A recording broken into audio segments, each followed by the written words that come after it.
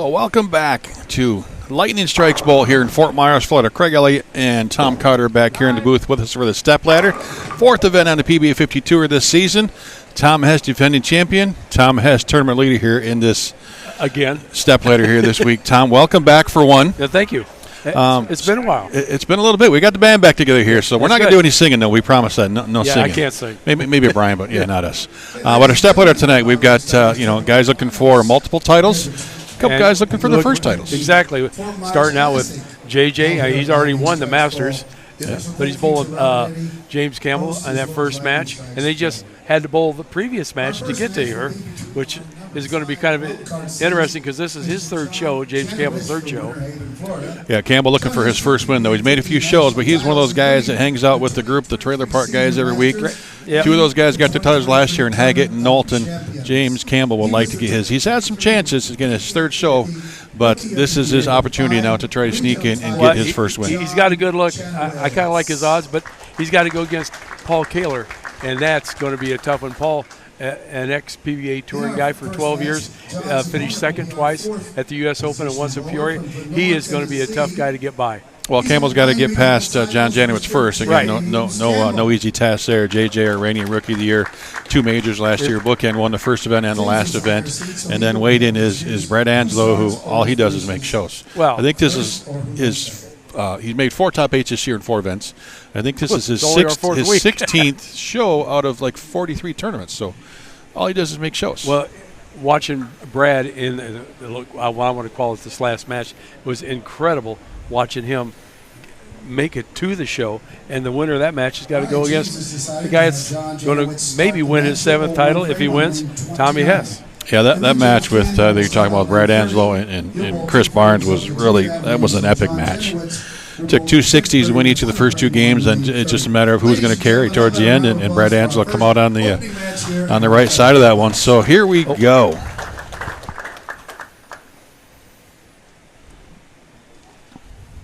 John Janawicz, James Campbell, the Rhinestone Cowboy himself. John Janawicz, the guy with, I would guess, probably the most tricks of any player out here as far as speed, loft, wrist positions, being able to read lanes and break down. The guy is just a walking computer.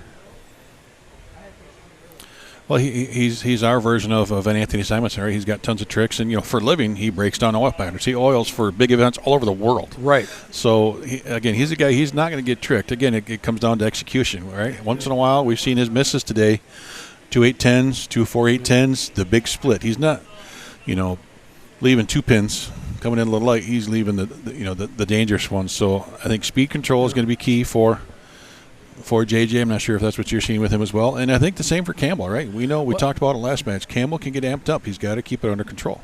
Well, I think JJ's speed, which is interesting you brought that up, watching him warm up on this pair, his spare, he was throwing it harder than he's thrown it the whole week and absolutely firing it. He's got a virtual energy down there, sandblasted, and he was keeping it online. Yeah, that's not the virtual energy we normally see go down the lanes. Usually it's got a little shine to it. There's zero shine in that. He's firing this thing 18 mile an hour, spin down. He's trying to control the lane, to control the back end. And starts with the 10-pin, and we're going to see a lot of those today. This is the 47-foot Badger pattern. At 27 mils. And I guess the interesting thing for us to watch again, in our last couple of rounds of matches, right, we've had the same 2 guys on the same pairs. Now we're going to have 5 guys that had 20 minutes of practice. We're watching a lot of quick transitions. Tom, how do you think these are going to break down? Are we going to see some good scores, or are we going to see some ugliness here tonight? I think as much sandpaper as I've seen go down this lane, it could get kind of ugly. I might miss my guess here, but guys are grinding on stuff. JJ, if he could have stood on that ball to sand it, I think he would have. Well, so saying that, who of these 5 players would you give an advantage to then? Hess, Angelo, Kaylor, Campbell, or Janawicz? The harder they get, the uglier they get. Anybody got an advantage? Well, if I got to pick a guy that's probably got the most knowledge about how the pattern is going to break down, and that would be JJ, because he understands patterns and he knows what it's probably going to do. Trying to beat. I mean, obviously he's talented, but you got to beat his mind, because he's going to see it probably and understand it more than everybody else. The only other guy that I think has got as much maybe lane moxie when it comes to that would be Brad Angelo. Sure. Yeah, he reads him as good as anybody out here. Campbell starts out with a double. He's going, I ain't scared. Well, you know, I guess the thing, he's not going to be intimidated by anybody out here, but maybe just for the moment, right? He does not have the TV time that a John Janawicz does through the years in the bigger events. You know, John hasn't been on tour a lot, but he's won a couple majors already.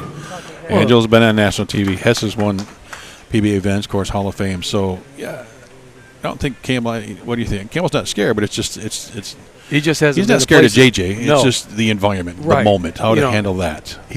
Everybody ahead of that Campbell's bowling has been on the show, back when the tour was going, and JJ's bowled all over the world at Team USA. Yeah. So, I mean, probably the guy with the least experience is Campbell, but I don't think that bothers him. I mean, when you bowl out here week to week with these guys, it's I think what probably scares him more is the fact that he wants to win a title, you know, and that pressure. It's not about the players. It's not about anything else. He's got to perform. He wants to win. Right. Can you want it too much? And that's so easy for anybody to do, want it too much. They always say when you come out here, you know, you got to learn how to qualify, then you got to learn how to do match play, and then when you do make the show, then you have to learn how to win.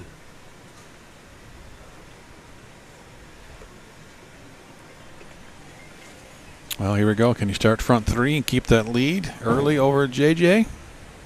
He likes the shot. Oh, that one just jumps a touch on him. What's he throwing?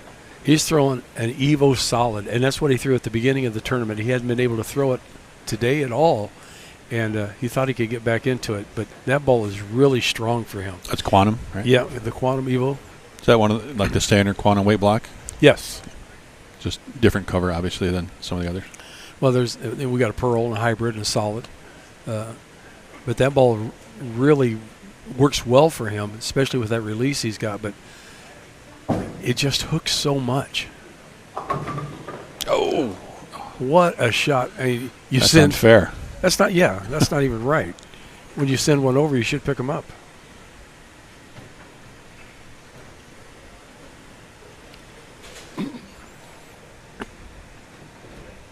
Well, James Campbell got here by defeating Pete Dohan and John Janawicz. Campbell qualified as the number 7 seed through qualifying and advancers round.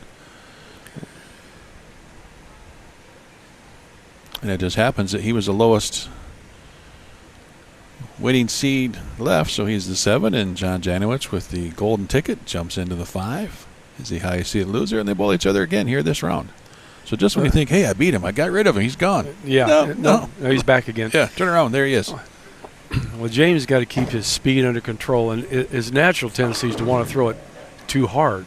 But I think that last shot where he split it a little bit slow, and I think this is a little bit slow. I'm with you. But after watching those two shots, if he's messing with his speed, then I think he's got the wrong ball in his hand. So I guess now I didn't think about that until just now, though. So look, Janawicz is a tough out. Look, Campbell's like, dude, I just beat him. Yes, I got him. Now I got to beat him again. I mean, that's got to be just slightly demoralizing, right? It's like, hey, I did what I had to do. I beat the guy, but now it's just the way it goes. We're matched up in this opening round. And trying to beat JJ twice is going to be a feat. Right. You know? Yeah, JJ watched what happened at the 3-game match. He watched how the lanes transitioned. I guess the only difference now is that there was that 20 minutes of practice with other players on the lane. But that's a little demoralizing, I would think. But let's see how he handles it. Sends a couple pins after that 10. Yeah, JJ is just slapping pins all over the place.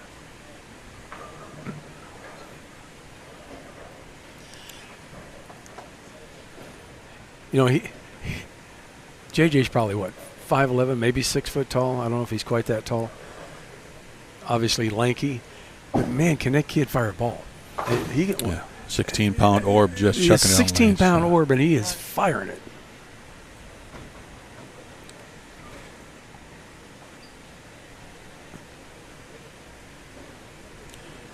JJ's so analytical. We watch him come back. He takes notes. And I think he, in his mind, breaks down every shot front to back, what the ball's doing, what the lane's doing, and what the pins are doing.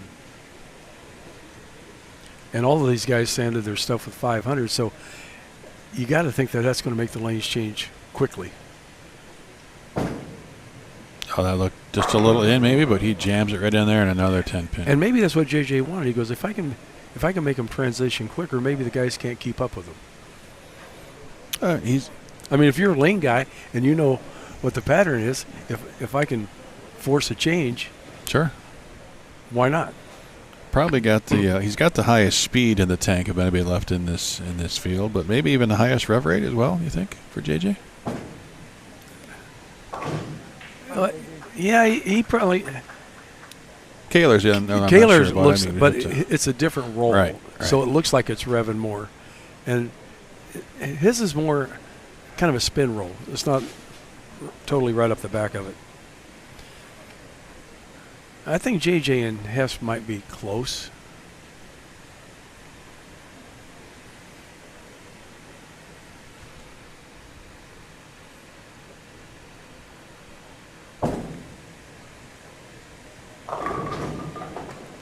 He got that out to La La Land, and he did. We haven't seen that.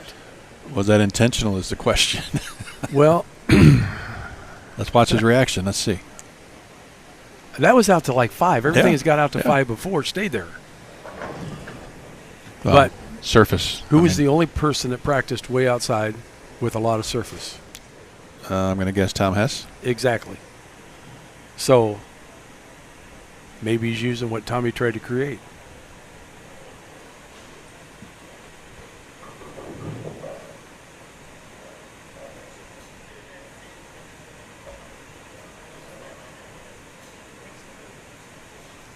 Well, halfway through our opening stepladder match here in Fort Myers, Lightning Strikes Bowl. And you see John Janawicz with 88 in the fourth. Just a few pin lead right now over James Campbell. Oh, until James moved, I didn't see that 4-pin. I seen the 10 to go down. I thought, he doesn't look happy about it. But I didn't see the 4 standing. Almost a pocket 410.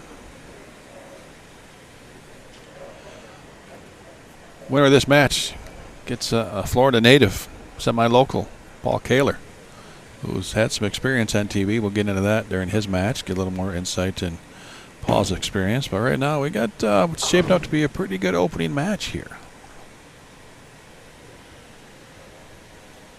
Yep. Paul, and he gets up here, 12 years on tour, and I didn't realize until I talked to him, he's got 2 seconds. Second to the U.S. Open, he lost to Dave Houston. I've heard of him. You've heard of him? He's a pretty good player. And then also he got a second in Peoria.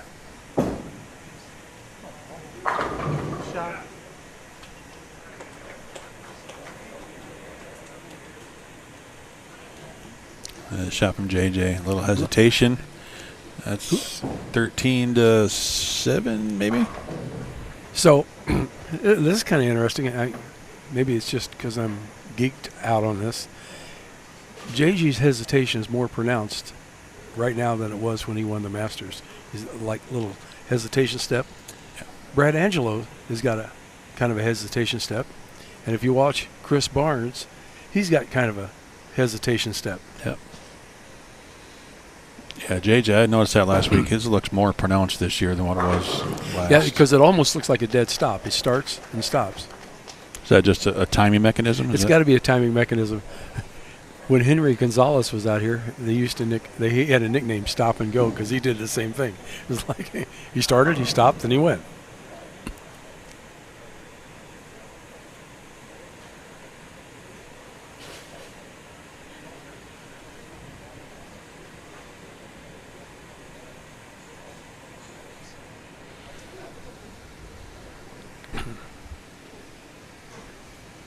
Campbell needs to strike here to try to keep things close. Didn't get that one out. This is where, when you're at this point and you know you're down, I'd be switching balls. You got to do something because that ball's not giving you the look. Even though he likes it, sometimes you got to pry something out of your hand. Well, he likes that shape, but it's not getting through the front, right? We've seen all that surface going to lane. So what do you think he should? What would you tell him to do? Well, he's got a ball down there, a sensor, symmetrical, that is much smoother on the back end, not changing direction quite as hard. And I'd like to see that go down the lane, but maybe it won't. Why wouldn't he just go to a Pearl version of the same Evo? Well, he's kind of got that down there too, but in his hand, the Pearl stuff to me seems like it goes sideways. I think he's going to switch because it retains more energy. Yeah, because it retains more energy. It doesn't burn up as fast. So still stick with solid, but maybe just a little bit weaker cover? Yes. Okay. I just don't like when it, on this right now, if it's going to jump left. Hence, JJ throwing a Pearl ball that he sanded with a brick. Well, we do have a ball change, and that ball shaped much nicer. It got through the fronts easier.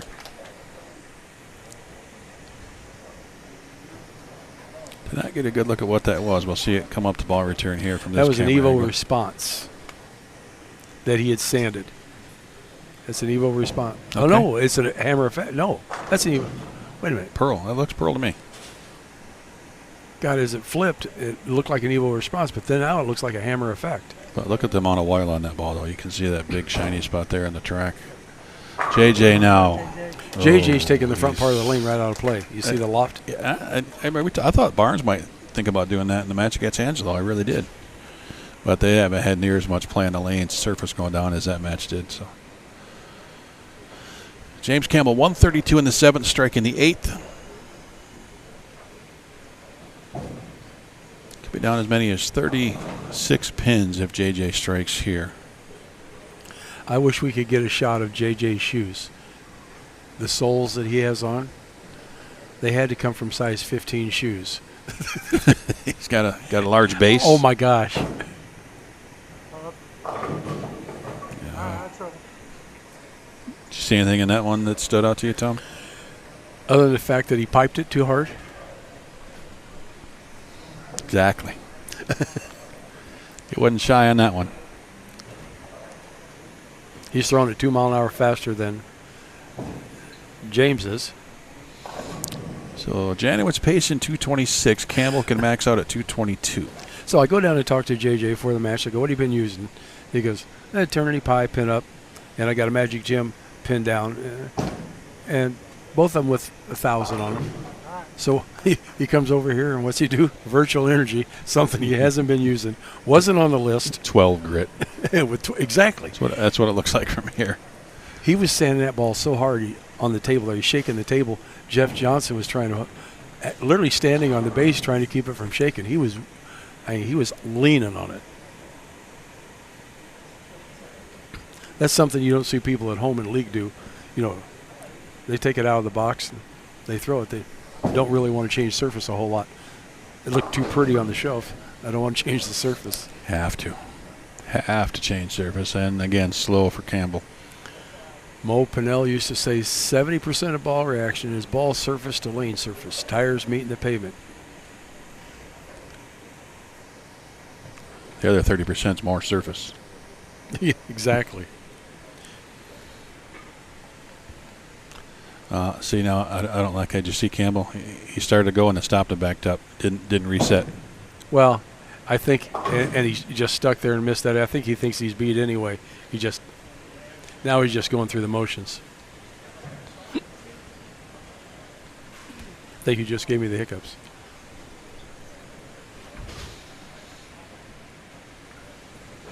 Yeah, his max now is 190. So this one is over.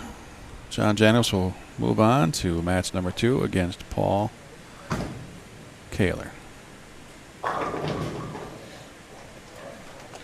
To me, what do you think? This is a good one for James to go back and watch. From the first few frames to the middle of the game and what he did here at the end. I mean, it looks to me like he's kind of seeing it right, but just not quite executing. like we talked earlier, he wants it too much. He's just trying to force it. He's trying to force it. He's not letting the ball. If the ball doesn't read the pattern, how do you repeat a shot? You're trying to force something. I mean, now that looked great. Well, that was more relaxed. Yeah. That's one of those things, when you're warming up and you're getting loose, and every ball you throw strikes, and all of a sudden the lights come on, and you big four.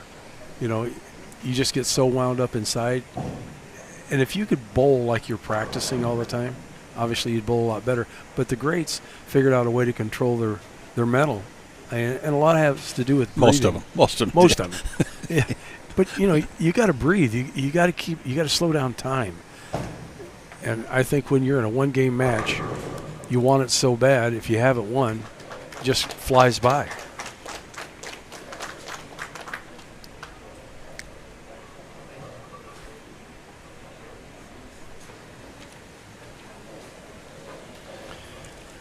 Well, JJ moving on to bowl Paul Kaylor.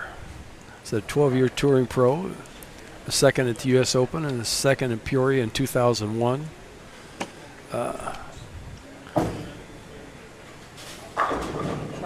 JJ trying a different ball. But Kaylor's going to come up here with a couple balls that have been sandblasted too.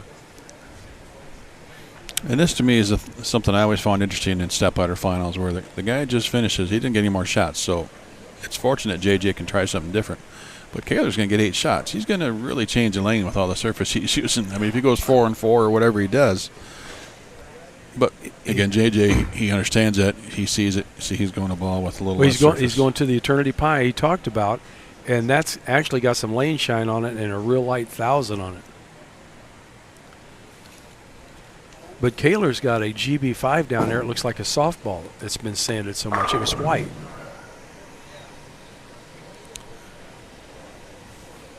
Craig Elliott, Tom Carter here in the booth for the Fort Myers Classic. Just wrapped up opening match. You see 190 for James Campbell, a 5th place finish for James. Nice event this week. Not finished happy, super happy with his finish there, but you know what? Anytime if he thinks back early in the week, hey, I finished 5th. What did we say earlier? I mean, this is his 3rd show. He's learning how to get to the show. Now he's got to learn how to win. All right. And you get to the show enough time, the odds are with you. You're going to win, but you got to learn from your experiences, your past. What's my tendencies? What do I do when I get nervous or, I get in a tense situation? You got to figure out how to control those emotions so you can repeat a shot and let the ball do what you want it to do. Yeah, and that's why I think it's important James go back and watches this in segments, right? 3 frames at a time, because we saw a big difference. Start, middle, and end. So we get this match going on here, our second match. Make sure we give a big shout out and thanks to Robert Ada, proprietor, and David Forbes, great sponsor here, Fort Myers Audi.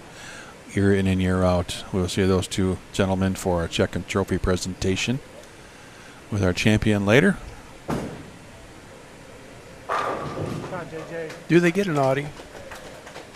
I don't think this year. It seemed like a couple years ago there was one in the books for 300, I think, but I believe there was. I've heard no talk about that this year.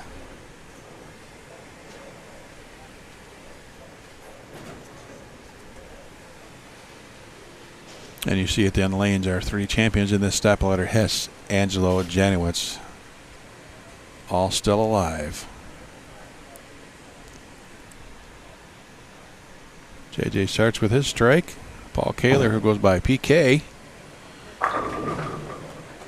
That's going to help. He's got a lot of fans in the building too. He's had several people here with him all week, following him game to game. There's a hesitation step. Could it just be as we get older that happens? I mean, I don't know if we pick up your hesitation step. The whole approach is so slow, we don't even notice it. Welcome back, Tom. Welcome back. You just said you missed me, so I had to make sure that we fix that. Wow.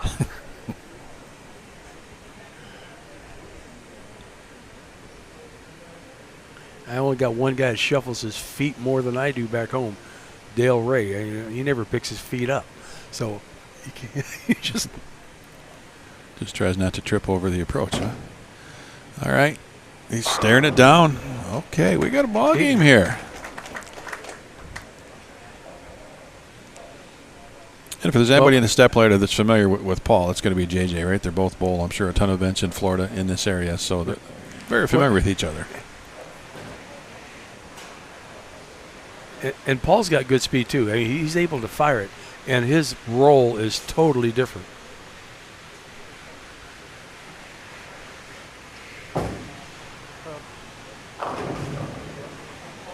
Oh, a little bit of a wiggle on the 7-pin.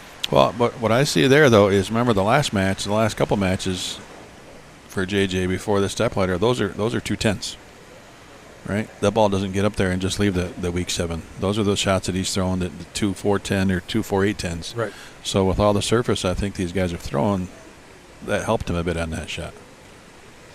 I mean, that was 17.5 miles an hour. Oh, that looked like it almost took a dip to the gutter before it got to the pin. That was 21.6 miles an hour. That's what helped that one. That's your normal ball speed. And my ball goes straight just like that one. Yeah, no, that's why it doesn't hook. Pattern, what's that? Ball shape, never seen it. No. That's the only time I see it is when it comes up to ball return.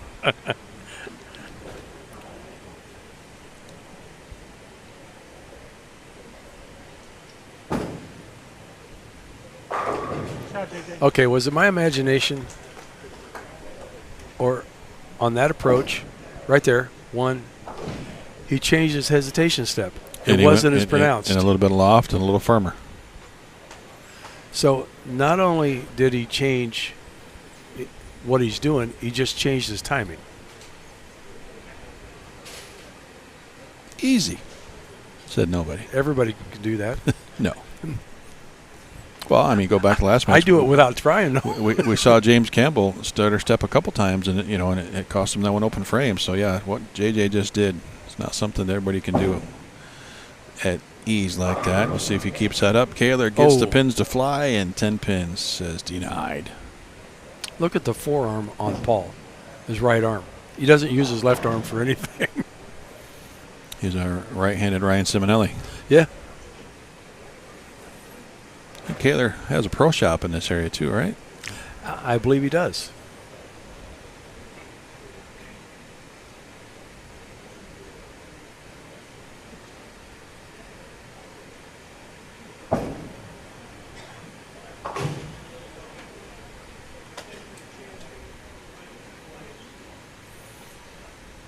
Uh-oh. Something's a little wrong. Told Re-rack? tournament director Toby Contreras something about on the lane, something. maybe. That'd be something on the lane, maybe, not a re-rack.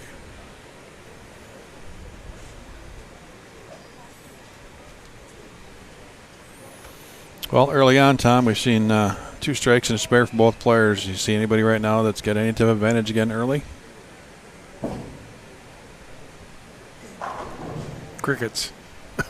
No. I'm with you. I think they're both playing their game right now, and it's just a matter of repeating, right? Just execute and repeat.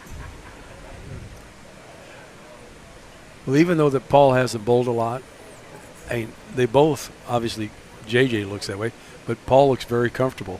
They both look very comfortable. Yeah. It's just a matter of, we're bowling, and whoever knocks down the most pins obviously is going to win. Oh, it's a deadwood they were getting out on the 7-pin side. That's what it was. That's what it was. Important to always get that deadwood out of there because PBA rules say you don't leave it there. Yeah. Pin could hit it and give you a little extra carry. Maybe like string pins. Get the string around it, carry a few more pins.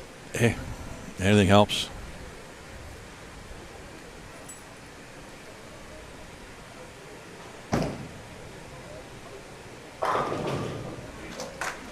Well, that little bit of a break waiting on that pin to get out of there didn't affect him any.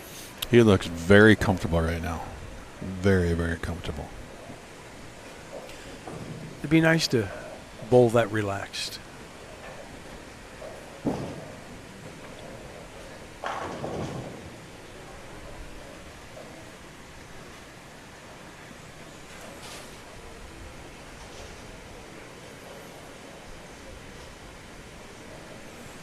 That was a longer stutter. That was a longer stutter step. So I'm just going to throw this out there. Maybe somebody can steer me in one direction. Is he doing that on the left lane because he needs to? Or was that just a fluke that he did it? I don't know. I mean, speed was 1743, which last one was 1741. He got that one just past that crease in that front panel. Let's take a closer look here on this left lane. I thought he had a little more loft on this lane, his last shot, but I guess I can't say for sure. I didn't get out the tape measure. There was no stutter there. Yeah. And yeah, he gassed that one. Absolutely. Maybe gassed. he's doing it for speed control. That was 1756, a good over a tenth a mile an hour faster. Yeah, there's definitely a difference in the last three shots in his hesitation step.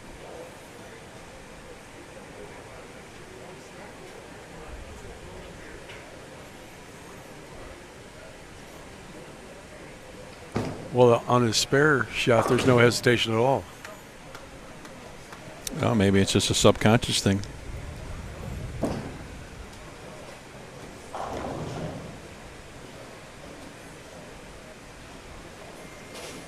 That's something you don't ask a bowler why he's bowling. Though it's like, you know, the question: do you breathe in or out on your third step, right? And then they're done. Yeah, get him thinking about something else.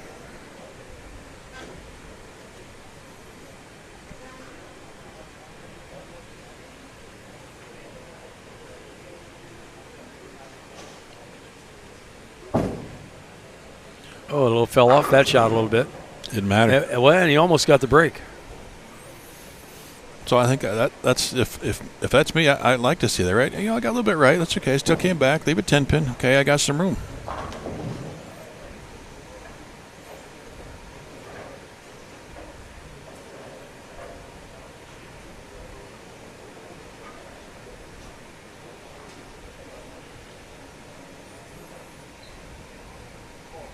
Well, it's nice when you don't execute perfectly and you end up with just, you know, a spare to shoot at that's makeable. Right. Yeah. So many times this week we see just a slight error in a shot, and it's a big split. So. Oh yeah, you pay maximum penalty. Yeah. If your miss is just a little 10 pin, yeah, take it and run.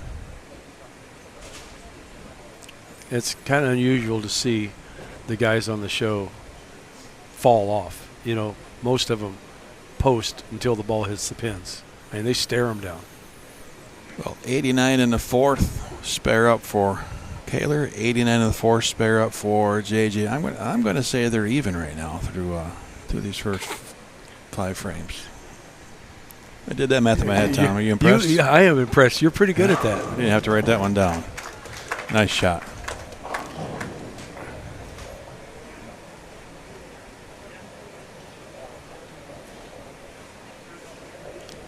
JJ with a different ball.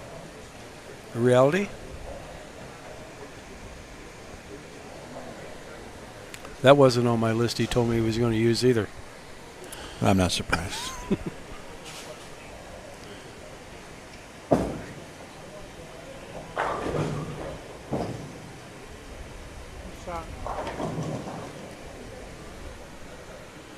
He just messengered out the 10, the previous shot on that lane, throwing the reality, right? He must have seen something he didn't like and changed to this. Well, this was a reality.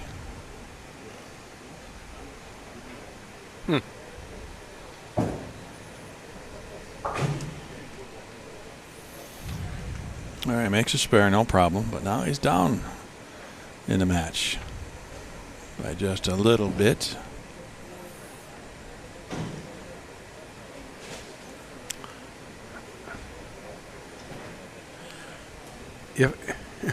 If my mind wouldn't explode, I'd like to be inside JJ's head one time. What he's thinking, the process he goes through. No, I want none of that. No, and I mean we've had conversation with him, and we look at each other like, what is he talking about? You know, that's true. He made that one look easy.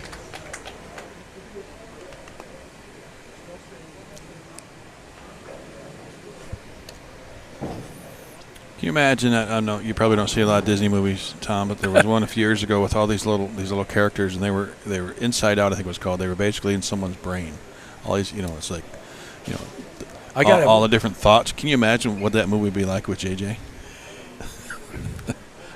Right now, I'm trying to imagine, why were you watching that movie? Oh, I have grandkids. Oh, okay. Yeah. Watch all those movies.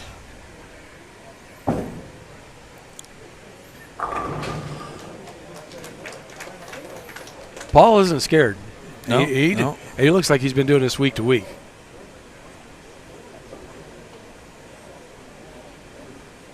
Let me give you a tip, too, Tom. When you go to the movies with the grandkids, find the one that's the longest. Those 2-hour ones are the best. It's a great nap.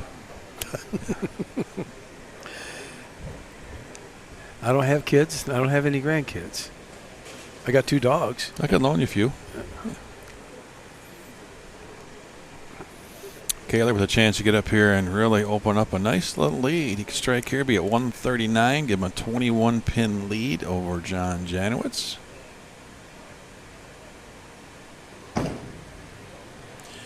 Paul, when you talk about accelerating from the bottom of the swing through the shot, you watch that follow through. Boom. So yeah, loads up and hits it. There is an acceleration point in bowling, but I like what Norm Duke said. The ball swings back and it falls down. When you accelerate from the bottom of the swing up through it. And that's Paul right now is pretty much a perfect example of that. And that's what Robert Smith does as well. Right? He's not pulling it down, but he accelerates up and through the swing.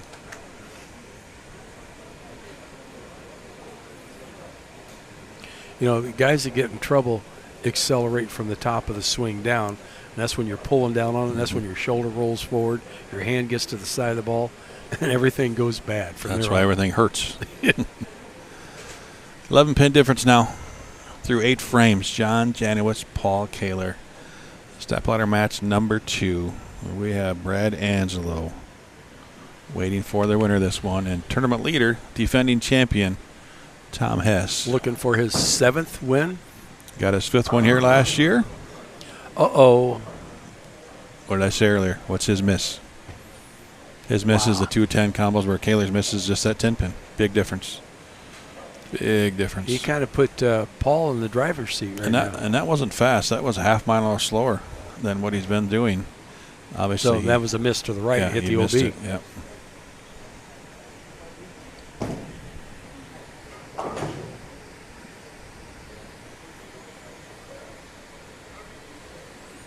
You see his motion with his hand. Looks like he kind of missed it at the bottom as well. Just didn't get it. That changes things. Puts JJ's max now at 184.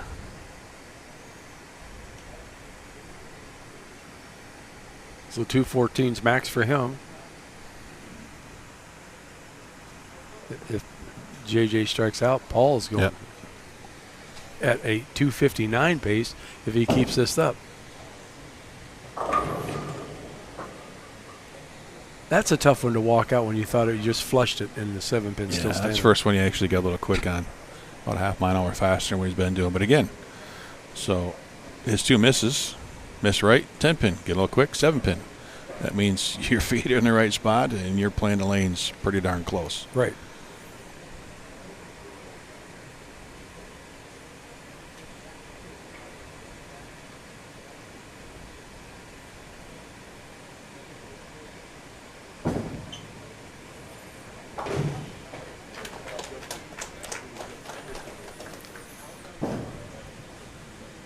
This match is pretty much over. I think Paul's he just needs to keep it on the lane.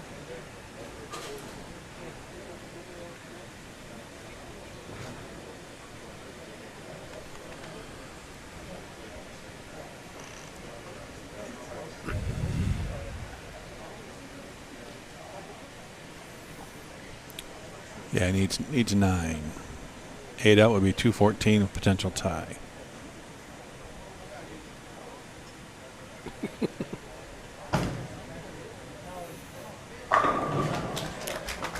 Dead flush. Paul Kaylor is going to advance to bowl Brad Angelo.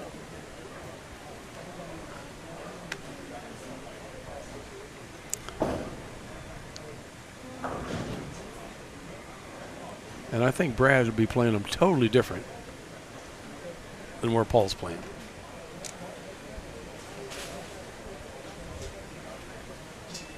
Janawicz finished 3rd here last year. Brad Angelo finished 4th here last year. And Brad's last win was actually in this building. So Brad has a win, a 4th, and at least a 3rd his last 3 times walking in this building. That's not a bad record. No. Worst finish is 3rd? Well, the only one better is Tom Hess going for back-to-back titles here in this building.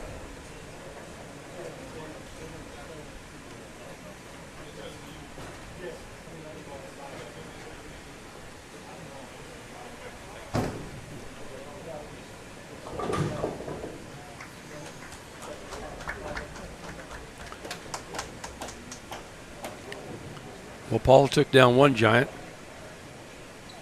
after a second one. I think Paul would make a ton of shows out here if he'd stay out here long enough. Oh, I agree. Yeah, I mean, whenever he bowls, he's always in the mix, right? It seems like he's in the building. We're always talking about him making a little run.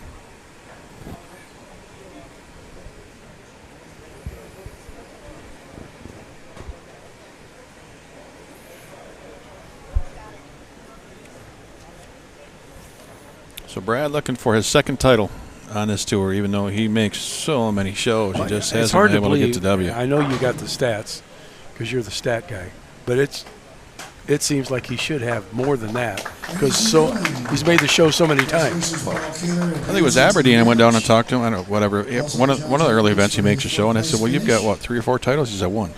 What? Yeah. So yeah, I'm with you. I didn't believe him. I said, "Yeah." I said, "You're messing with me, right?" "No, I've only won once." But he's here all the time, right? It seems like we talk about him all the time on the show. Brad Angelo, Chris Barnes, Tom Hess are always on the show. All right, Paul's going to start the match.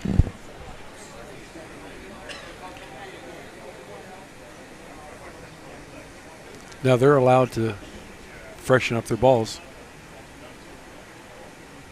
between matches. They are? I believe, aren't they? You know what? It's like a different round. That's a great question. Must be because I seen Callahan down there with a whole bunch of those little red-brown things. I mean, yeah, I would have to think so, right? I mean, Yeah. the player coming in can make surface adjustments, so Right. yeah, you can't not tell the player. They that's can bowling. make them. Yeah. You're most correct. I was just asking you to say yes. Don't make me think. It's 7 o'clock on a Wednesday night. It's getting too late to think. I was up at 5 o'clock this morning. Yeah, so was I. All right, here we go. Semifinal match. PK.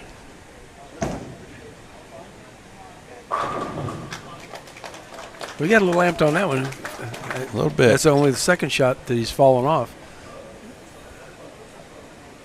Must wanted to add a little more speed. Now I take that back. That's not a chamois. That is a Puff ball or puff dry ball, bag. Yeah. dry bag under the towel. Yeah,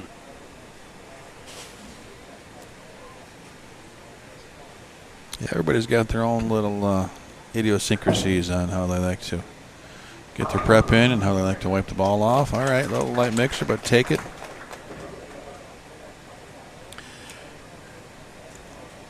I was having a conversation earlier with a bunch of guys, and we were talking about all the re-oils. You had to stop and re-oil, stop and re-oil. And nobody stops to think that, you know, this is the senior tour. These guys are stopping and starting. And that's hard on your body. And you get warmed up. Now you got to cool down for a half hour, 40 That's why minutes. that pre-practice practice is so important and out here. start over again.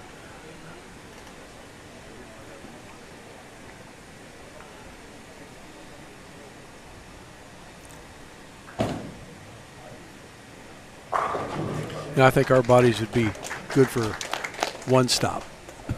4 stops? Yep. No chance. No chance. No chance whatsoever.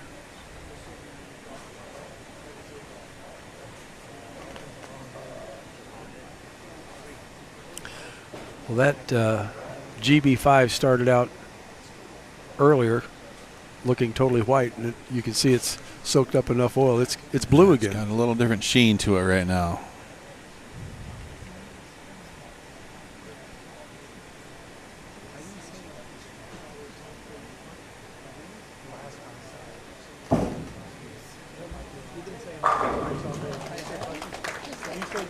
I think he's got to be careful not getting too pumped up now. Those are 2 shots, right? You saw he fell off the first one. That one, right. He's kind of popping out. If he's feeling, yep. I mean, he's feeling those oats right now, right? Yeah. He got the win, but take a deep breath. Well, right? yeah, you could tell he wants it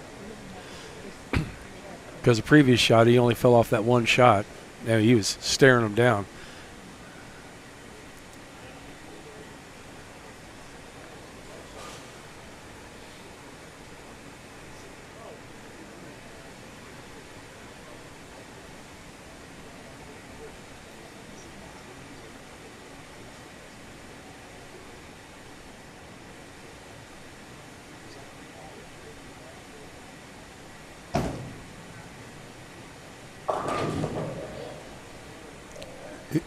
You're right. He's rushing it a little bit.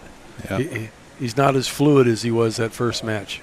And when you pop up like that, I mean, obviously now you're using a little bit more muscle.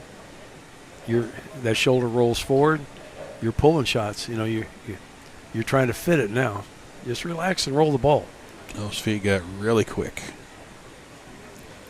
It's easy to say relax and roll it. We're back here.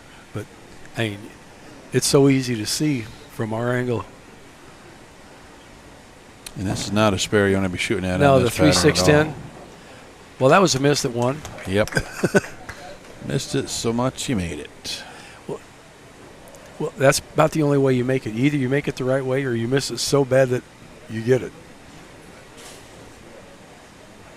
I don't remember who it was. We saw somebody, I think, at the TOC on a regular tour. Picked a 6-pin out of that, which is just brutal. How do you do that? I don't know. It might have been Dick Allen, but it's like, whoa, what just happened?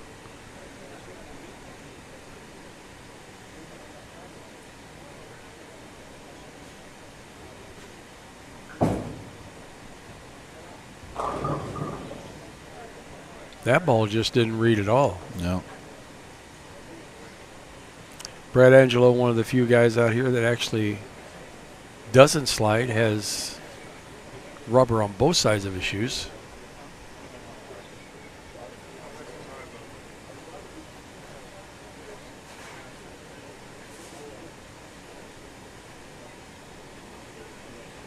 Well, and he was battling a little sore hip a couple of weeks ago as well, so haven't seen any signs of that this week, but something to keep an eye out for.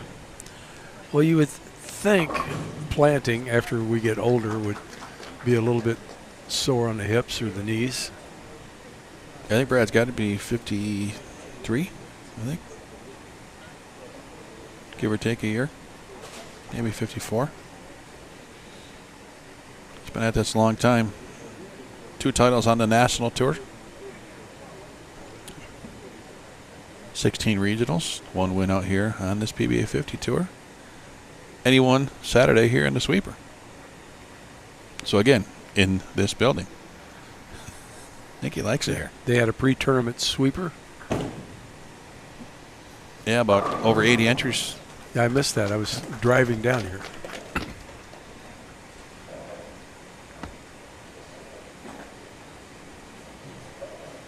How many games was the sweeper? 6 in match play. Oh. So Brad made his way through match play. I think he had a bye and ended up winning the event for a little pocket change.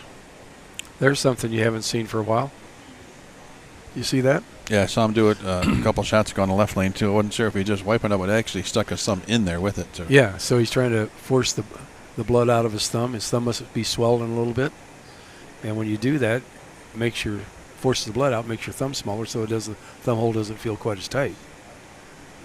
There used to be a trick that we did with messenger and strips it out. Wow. We got to see that again because that headpin came off the side wall. Misses it the first time. Watch this. The headpin misses it the first time going by. And doesn't lay in the gutter. Great slow-mo. Watch this. Goes. It's gone and it's coming back. Yeah, the head of the pin tipped the kickback and Just your standard 2-wall messenger out of a senior bowler. And that's how you stay even in the match. How many have you done like that? Any 2-wall messengers, Tom? You're talking to me? Any messengers, Tom? Exactly. Any messengers at all. Have you seen my messengers? They roll about halfway across and stop. Yeah, just got a mitt full of that one. Again, I think he's got to slow down. Take a deep breath. Yeah, we used to wrap a dollar bill around your thumb and jam it in the hole. Nobody carries cash now, though. Yeah, you can't do it with a credit card.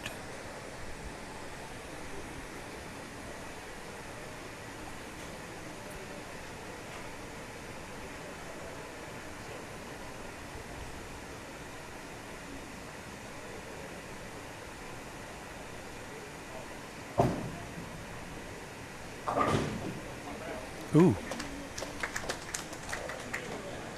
I mean, that almost looked a little bit left. Mm-hmm. Too left or too early. Yep.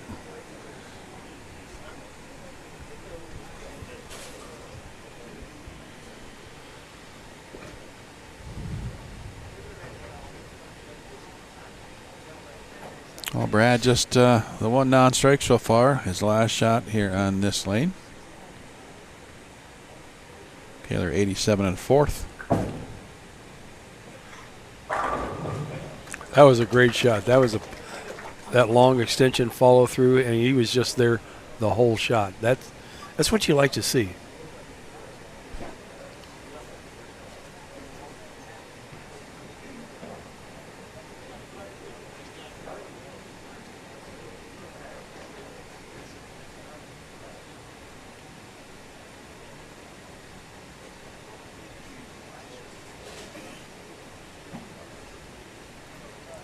You notice the guys that always make the show, I mean, they're just very deliberate. They just take their time. It's just nothing's fast. Same routine every time.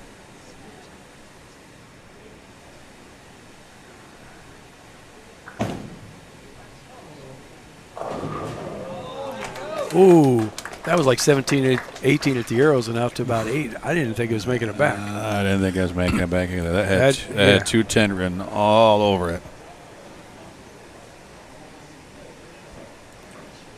It looked like the 7-8 were the last two to go down. Not your normal falling of the pins.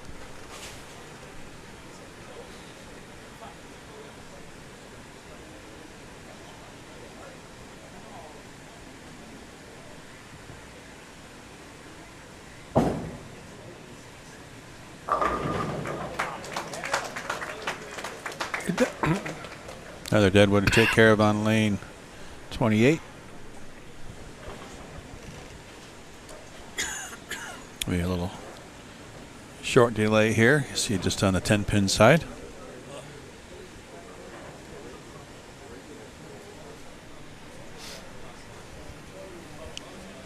Getting me choked up over here. I know you miss me, Tom, but I know. You have to get all emotional.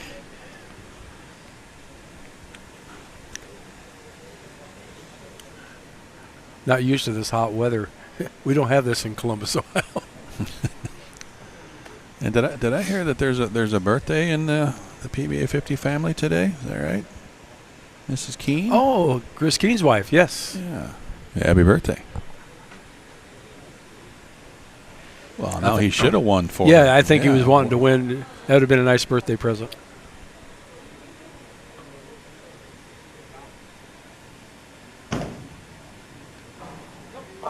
That's not going to get there. He has raised out every shot in this match.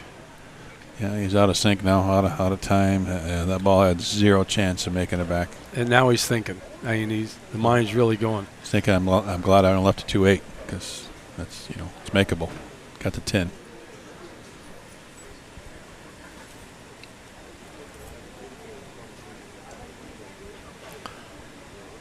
This is not the easiest thing to shoot at on this pattern either.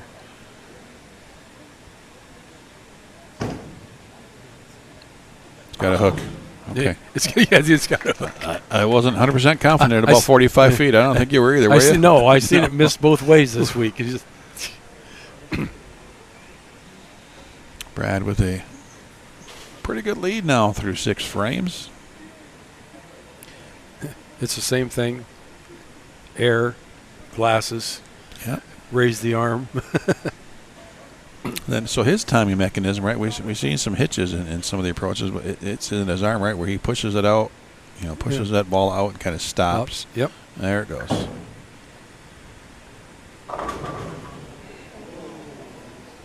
$7-10. That didn't look like it was going to be that. No. Yeah, I mean that was flat 10, maybe 2-pin.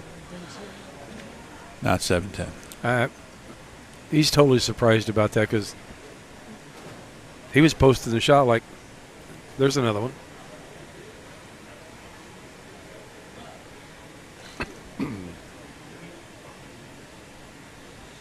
Well, he's still going to have the lead regardless, but going to give a couple back. Can you get a bounce? Oh, it did bounce. It did. Just not enough. Got the crowd excited. You ever picked up 7-10? Oh, yeah. You make it sound like a lot.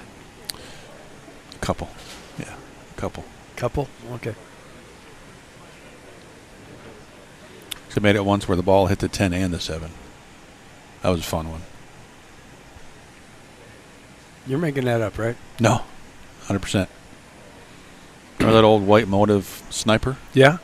That to me, that was like a rubber bouncy ball. That thing was unbelievable. All right, Angelo after that 7-10, trying to get things back into control here. Yeah, that was a little light mixer. Yeah, but that didn't look as good as the shot on the right lane that left the 7-10.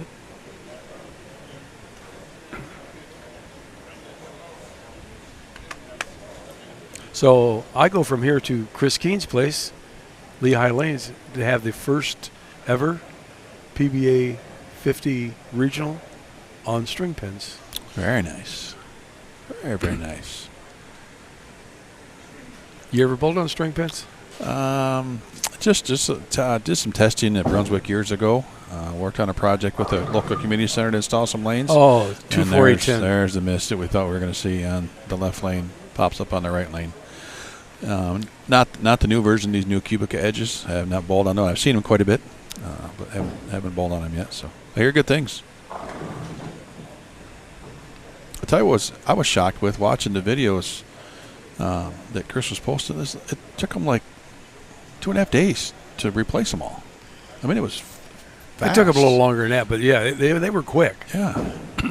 Like ripped out the old ones, put in the new ones, and go. Oh. Well, that's gonna hurt a little bit. Yeah, that one stings. Well, just like we talked about, for James Campbell to go back and watch his match, I think it's important for Paul to watch his too, because we're both seeing a big difference in his demeanor and footwork and everything in this match. What we saw, he was posting every shot. He was solid that first match. It just looked pure fluid that first match, and now it looks rushed, looks more muscled up.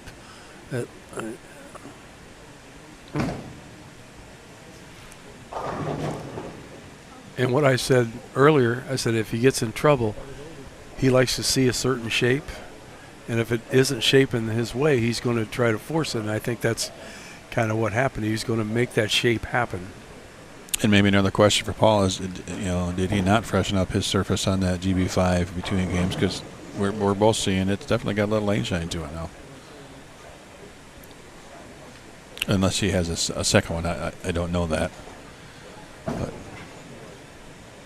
and sometimes those are things you might not think about if you haven't been in the situation in a while, right? You just, okay, I got a break. Let me go get a drink of water, or maybe go to the bathroom or something. Talk to my ball rep or family, and oh wait, I forgot to change the surface.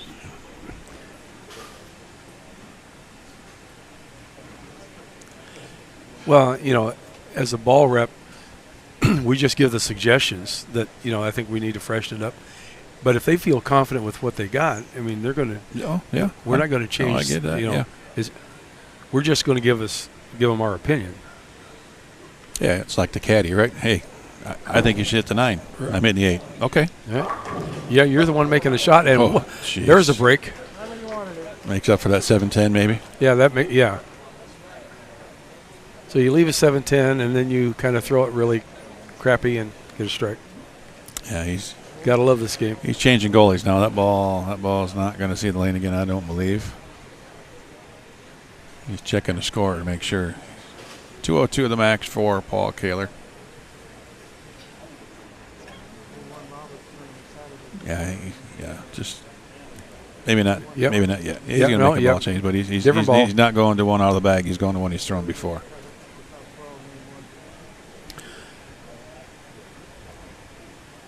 Well, he's going to have to figure out something to do against, and he needs to figure it out because Hess is coming over.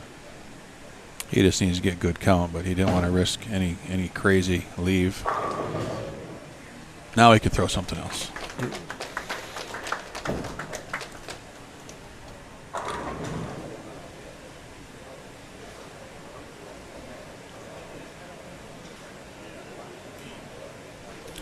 Always say it every week. The greats are great for a reason because they know how to get it done. They see the lane different. Their mind thinks in a different way, and they're able to keep their body more under control.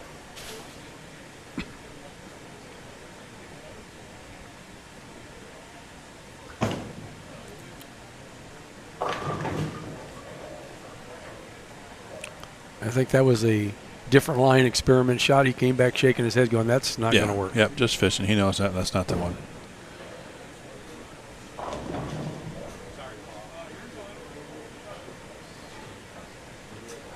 Paul is on the roster for next week at our next event. Maple Lanes, Countryside up in Clearwater, Florida. The Johnny Petraglia, our good buddy Johnny, the legend, the Hall of Famer, the BVL Open.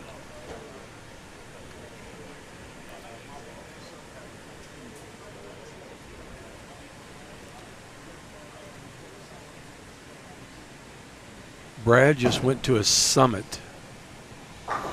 And I'm not sure if everybody could pick it up at home, but a pretty class move there, Brad, as he was going to grab another ball, because it's delaying the inevitable here. He says, sorry, Paul. He's like, Paul said, don't worry about it. You're going to match the ball, but, he's conscious of, all right, hey, I won the match. I don't want to make him, it's like slow roll on your pocket aces. Right. It's like, Brad's pretty conscientious.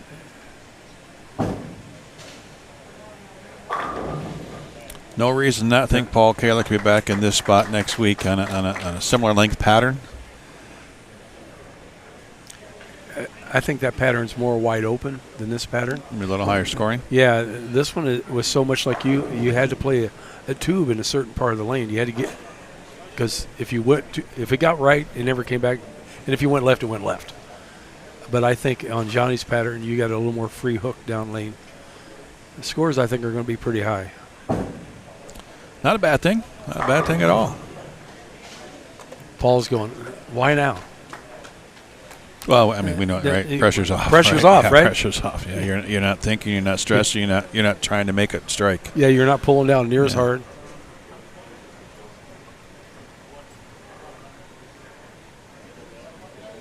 So Brad is putting, you can see he's putting some fresh surface on his ball.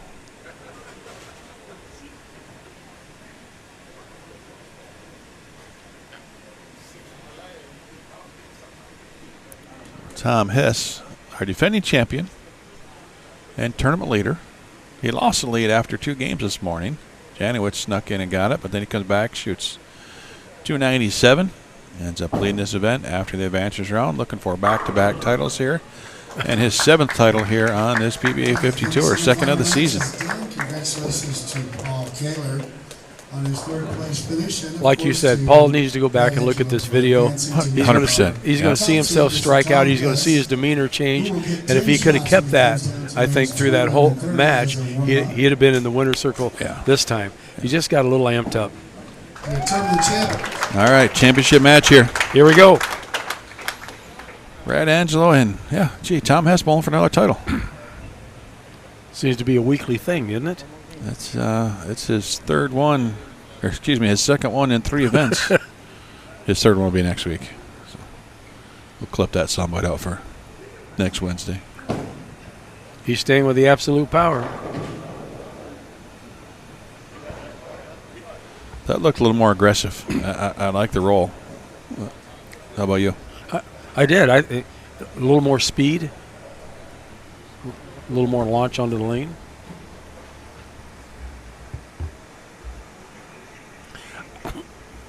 I don't think they can get any deeper because the ball doesn't look like it's going to recover. So Right. they kind of got to do what JJ did now, I think, is just keep it kind of on line and extremely firm. See, this is right up your alley, speed. And I don't have any idea what Tom's going to do here because, well, okay, he's going attention star, but he's not going to throw it like he did on lane 29. I believe this is just going to be right and firm, not barn speed firm, but yeah, he's gonna curve a little bit. Yeah, he's got to be standing on almost 30 or deeper.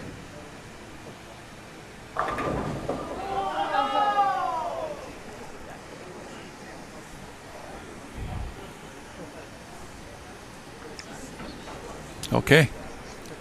I'm going to kind of repeat what I just said.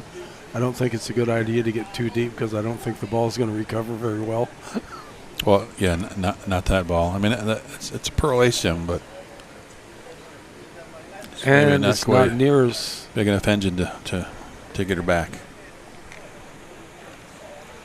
I think he thought that they've carved up the lane enough that shinier cover stock was going to read a little bit better than it did. Going at it with a striking against breast cancer spare ball.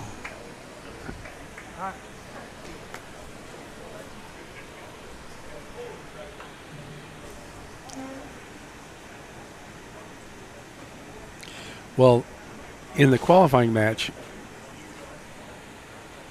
on one of his games, he did the same thing, 7-10, and then took it off the sheet.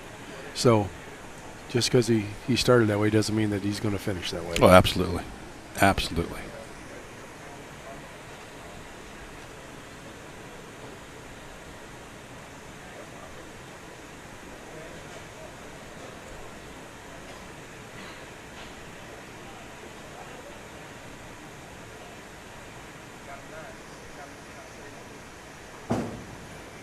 Yeah, already into the DNA.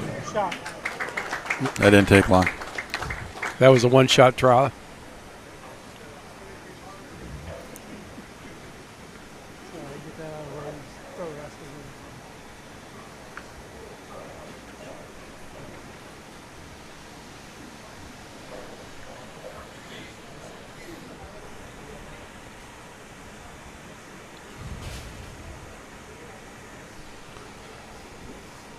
Over under 228 to win this game.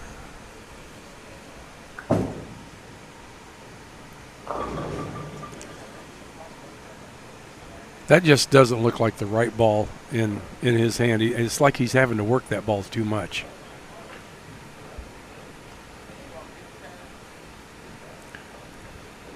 And it's always hard to tell where Brad's going to play since he drifts so far left.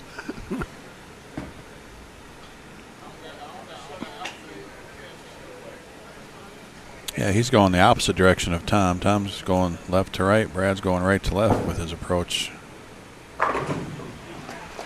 Whoa, that just about backed up a little bit much.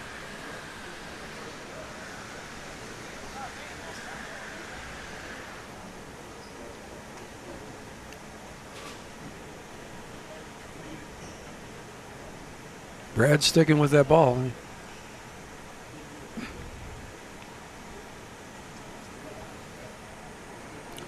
I mean, he's gone through a couple different progressions. I don't know if he's just at the point now where, look, this is it. Commit to it and just make it work.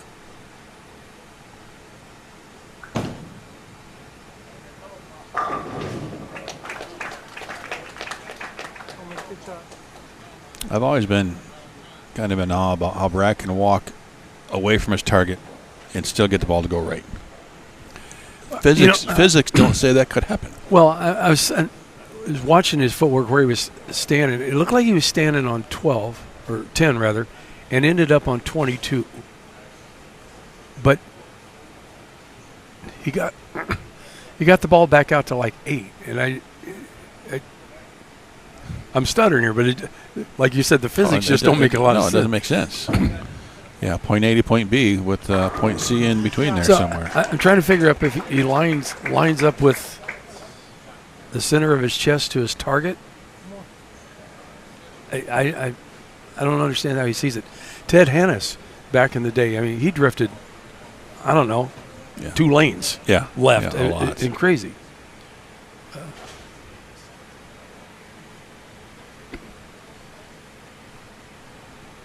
Brian Kretzer, another one, drifts just a mile to the left. But how many steps has he taken his approach? 13. Which time? I know he's got all these steps, then he takes off going that way.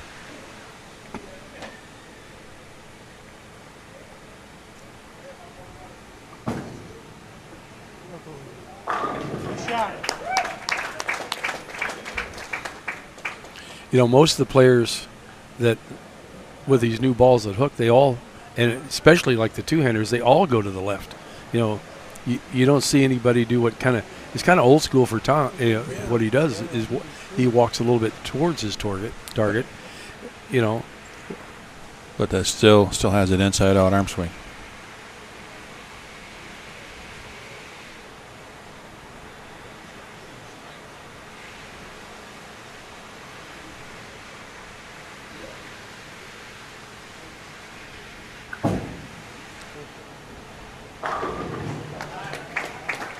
We got a ball game. So, did that ball cross 15 at the arrows? I think so. Yeah. Okay. So he stood on 10. He actually drifted to 25. His foot turned after he stopped. So he drifted 15 boards. Yeah, 25 minus 10 is 15. Yeah. I don't know. I don't get it. It's interesting. I never really picked up on it as much as we have here tonight, really dissecting it. But can't argue with the success he's had on this tour. No, I just... I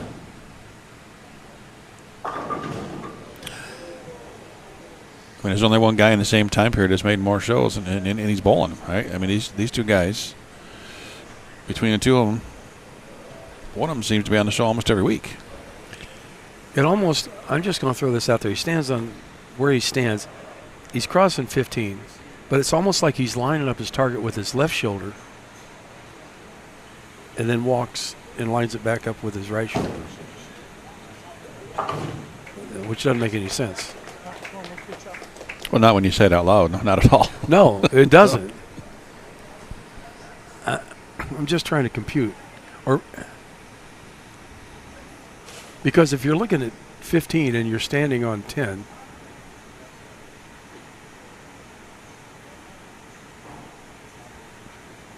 I don't know. You be okay?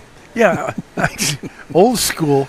Tom's stuck. I am. Because, like, let's say Dale Traber. If he was doing that, he would be pointing the ball at the pocket. But he's throwing the ball away from the pocket. Mm-hmm. Oh, Tom got a handful of that one. Did you see his follow through on that shot, though? That was left of his. Watch. This is his left ear follow through. The last couple, he fades it to the right. He got a mitt full of that one.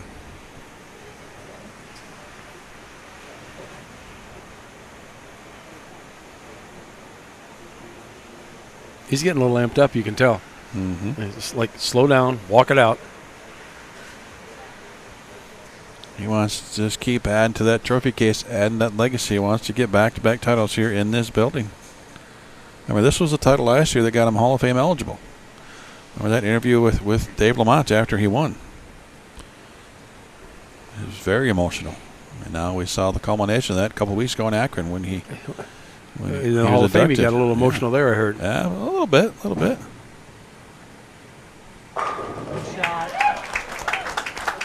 Now he's settled back down. I just said it earlier. He did it earlier today, opened sheet, and it looks like he's well on his way to doing that again. Well, is this a scenario where that 710 may have been a blessing? You know, instead of coming out firing with the front 6 or 7, you had that little wake-up moment. So, okay, I'm not going to strike every time. Work the process, do what you do. Right now, even with an open frame 1, Thomas has the lead in this championship match.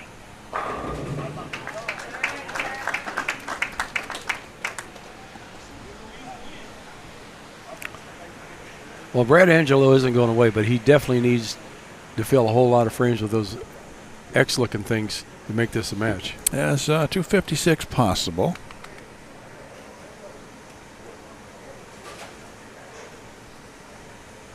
Remember all those people that said under 228 to win when I asked that question? What are you thinking now?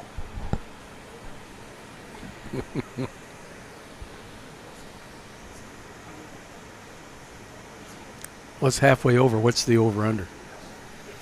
I mean, this is you should be able to nail this right on the number. Yeah, I'm still sticking with my 228 number. I think just a touch over. I think 227 doesn't win it. Oh, that was left and slow. Yep, that never even got to the spot. It's got to be a 35 to 35% make rate, I would have to guess, at this level.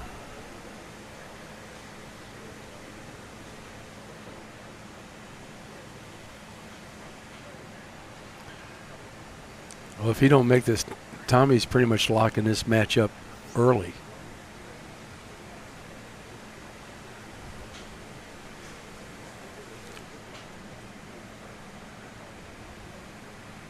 I just think Tommy, after he got in that Hall of Fame, it just took so much pressure off of him. He's just bowling.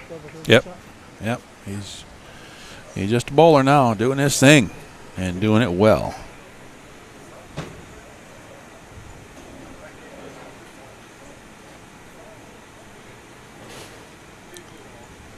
Turning into Tommy's PBA50 tour.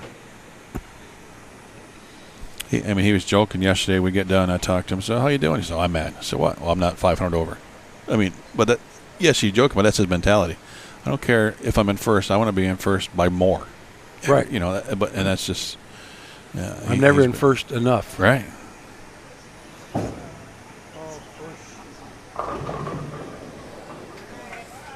Oh, he's hoping to roll a 2-pin.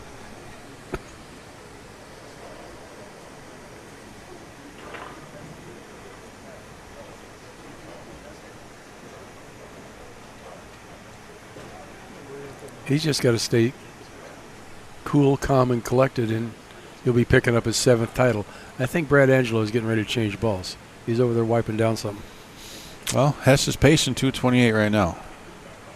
Brad can still get to 224. So it's definitely not over. Tom has full control of his destiny here. That almost looked like he pulled it too far. He hit it right in the center of the side. Those are Tom's words. Right in the center of the side? Yeah. Okay.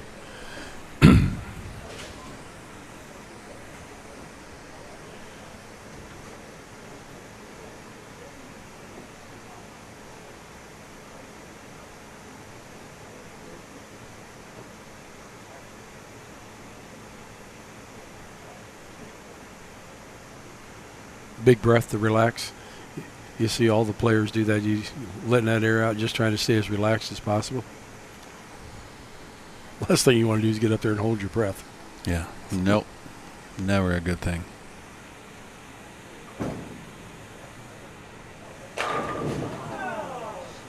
Ooh. That was a good shot. Yeah, that was quality.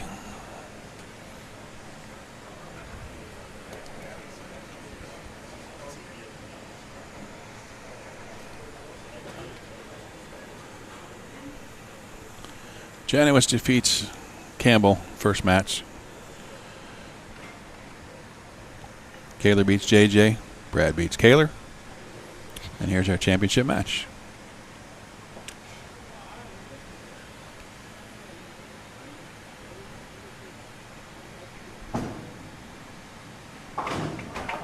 All right, 33 pin deficit with 3 frames to go for Brad Angelo. Yeah, he's got a.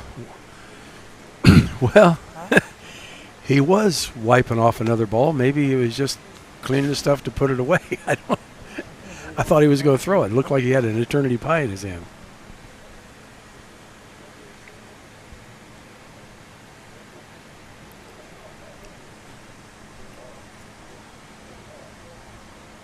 This is a must-strike situation here for this guy.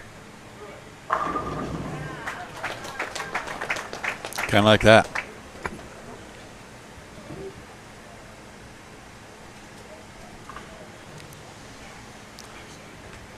I think Brad's hesitation step was way more pronounced when he was on the tour and he made the TV shows.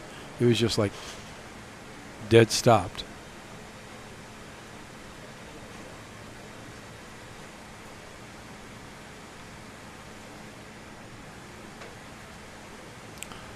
So the last shot went runaway left. I assume that was him, not the lane. So what do? Just throw it better? 100%. Yeah, that was just a bad shot. You wouldn't expect to see that again.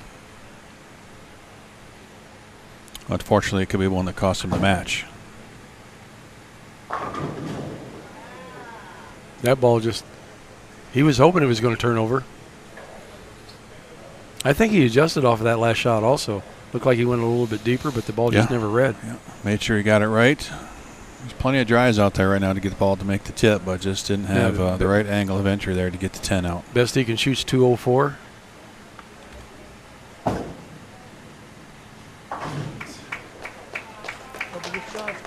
Tommy's just got to hit pins. He would still need a mark, right? Yeah, 9 out would be 204.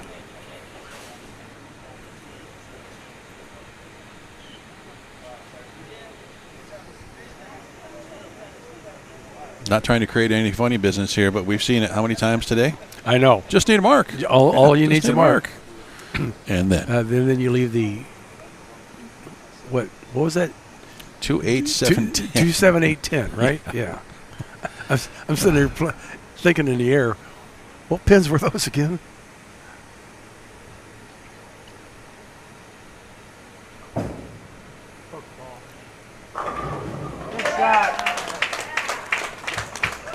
There's a winner. It's all over. Number 7.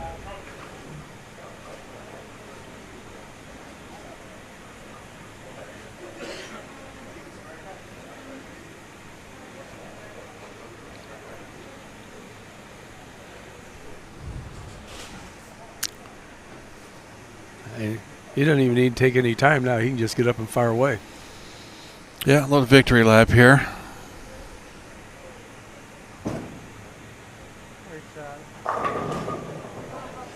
Oh, Messenger misses the 10. Doesn't make a difference, though. Now he's going to shoot 227 just to prove me wrong. You said 228, see? Just to prove me wrong. I said 227 can't win this game. Thanks, Tom.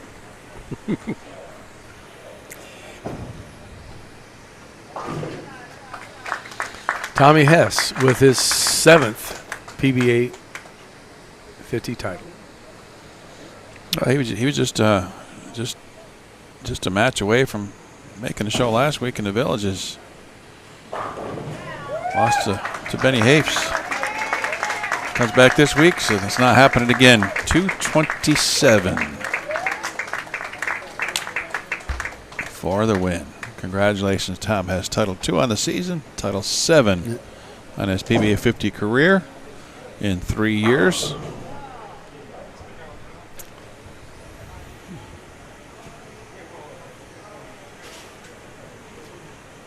Tommy Hess walked right in the audience and started. He's getting a whole bunch of thank yous. Taking a victory lap through the crowd. He's taking a victory lap. Don't go too far, Tom. You and I got to chat. Angelo just finishing up. Just trying to get out of the way. Congratulations, Tom Hess, on your 7th title. 2 majors. Already in the PBA Hall of Fame. I think he's trying to get in again.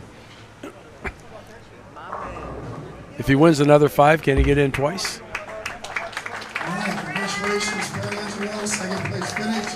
And of course, to our champion, Miss